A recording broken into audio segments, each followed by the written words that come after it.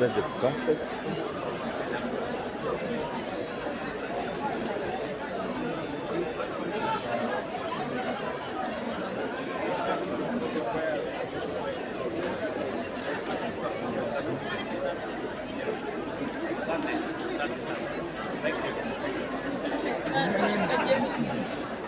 Of course, to the city of Nairobi. Just a bit of geography. I think the governors forgot. Just behind us here, about a kilometer or so, is the Nairobi National Park. And the Nairobi National Park is home to wildlife, including lions, elephants, and many others. Don't be surprised that when you're walking in the streets, you might find a lion who may have escaped from the park. I just want to warn you to be careful. But I'm honored to welcome you to Nairobi, the heart of our region's enterprise, for the 25th East African Community Micro, Small, and Medium Enterprises Trade Fair. This gathering is a compelling validation of micro, small, and medium enterprises that remain the pillar of our economies. They are the engines of job creation, drivers of innovation, and anchors of industrial growth and the driving force of our shared prosperity, not just as a region, but also as a continent. Today, we pay tribute to the visionary leadership of the three distinguished patriots of our region. President Yoweri Kaguta Museveni, President of the Republic of Uganda, the late President Daniel Toroitich arap Moi of Kenya, and the second president of Kenya, that is, and the late President Benjamin Mkapa, the third president of the United Republic of Tanzania, who 25 years ago in Arusha reinvigorated the East African community through the signing of its founding treaty. Alongside this historic milestone then, the Jua Kali Nguvu Kazi exhibition was launched, showcasing the ingenuity of the MSMEs in our partner states. Their Excellencies resolved then that this exhibition would be held annually on a rotational basis to deepen socio-economic integration, expand market access for all our products, and narrow technological and knowledge disparities across the East African community nations. A quarter century later today, the East African community has blossomed into a powerful bloc of 8 partner states representing over 300 million citizens and making East Africa one of the world's most dynamic and rapidly emerging markets. This trade fair, and I have gone through the stalls and spoken to many entrepreneurs here, and the excitement, the optimism that I saw in their enterprises, and the partnerships that are being established, and the friendship that is building within them is a great encouragement that it was right 25 years ago, it is right today. This trade fair has equally evolved and is no longer merely a marketplace for goods, but a strategic platform for skills exchange, innovation, partnership, and structured dialogue aimed at dismantling barriers of trade and movement of people. As we commemorate this Silver Jubilee, we are mindful of the defining forces shaping our world today. A rapidly growing population in all our countries, the rise of the youthful generation, accelerated technological disruption, climate change pressures, unemployment, and of course, shifting geopolitical realignments that continue to reshape global supply chains. These forces carry challenges, but even better, they carry greater opportunities if we harness them. Our young population, in particular, positions the region to lead through digital innovation, creative enterprise, and a thriving knowledge economy. I see it every day in Kenya. And looking at the East African entrepreneurs that are here, I see it in their energy, in their passion, and in the partnerships they are building with their colleagues across the region.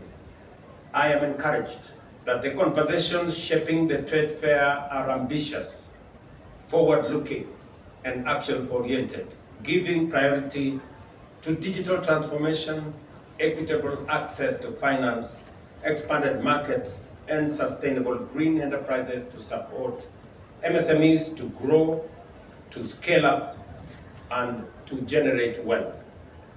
In Kenya, the bottom-up economic transformation agenda places MSMEs at the core of our development framework alongside agriculture, universal health care, affordable housing, and the digital and creative economy. We have prioritized strategic high-growth value chains, including leather, dairy, textiles and apparels, edible oils, and rice. Others are tea, building and construction, the blue economy, natural resources, and mining. Our choice of subsidy on agricultural production rather than consumption was initially met with skepticism, but the results speak for themselves today. Our national yields of tea, of coffee, of sugarcane, of maize, of rice, of wheat have all increased and in some cases doubled. Those who doubted this 2 years ago today confirm that it was the right strategy to subsidize production and not consumption. To expand financial inclusion, we launched the Financial Inclusion Fund, popularly known as the Hustler Fund, which has so far disbursed 80 billion Kenya shillings to many Kenyans since November 2022. The fund has provided dignified credit to those previously excluded from formal lending. And let me say this about the Hustler Fund. The primary approach that we had on micro and small enterprises. In 2022, we had 7 million Kenyans, 3 million of them being micro enterprises who were blacklisted in our credit reference bureaus. And they could not undertake any business, they could not open an account, they were completely locked out of the economic space. We took the decision that we are going to change how credit is accessed in Kenya. We also took the firm position and negotiated with credit reference bureaus, and we redeemed 7 million Kenyans who were blacklisted and gave them a second chance. Today, I am very confident and happy that the 7 million Kenyans have since transformed. Today, we have 2 million Kenyans who borrow religiously from the Hustler Fund. Today, we have close to 800,000 entrepreneurs, small businesses, that today borrow money on our bridge finance as part of the Hustler Fund. And they are doing this without the benefit of any collateral. The biggest problem we had in Kenya was that for you to access credit, 5,000, 10,000, 20,000, 100,000, 150,000, you either had to have a logbook of some motorcycle or car, or you have some title to some piece of land, or you have a payslip. Today, an ordinary citizen without a payslip, without a title deed, without a logbook, can access up to 150,000 shillings on the Hustler Fund, the only collateral being their credit record, that they are decent people and they can pay. It has expanded the collateral space. Today, the collateral space includes your credit rating, which comes as a result of you being able to pay your debts.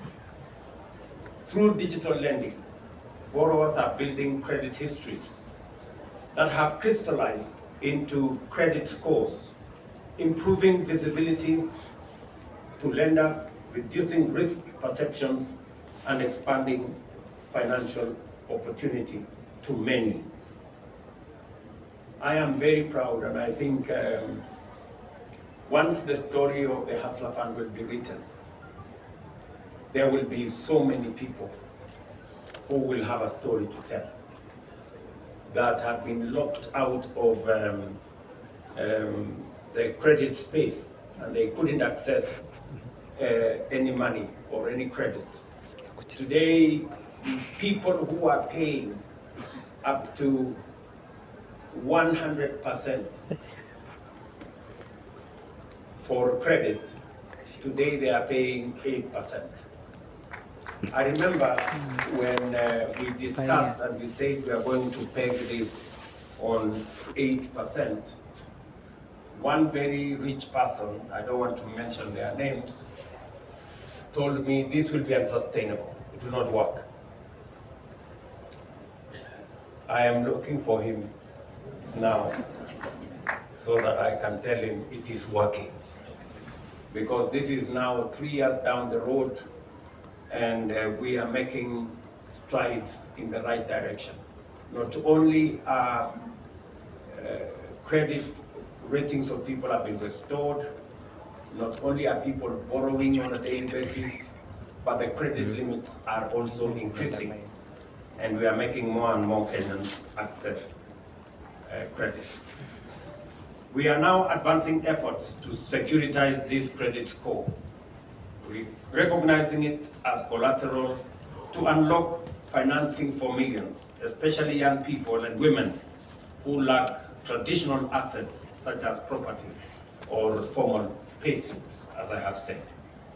To strengthen market access, Kenya is establishing county aggregation and industrial parks in all the 47 counties to support agro-processing, consolidate local value chains, and expand commercial reach for our micro, small, and medium enterprises.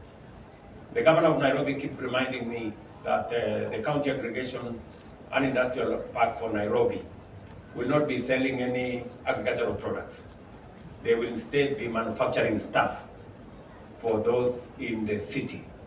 And therefore, this is going to be, it is tailored for different value chains in different counties, in different parts of the country.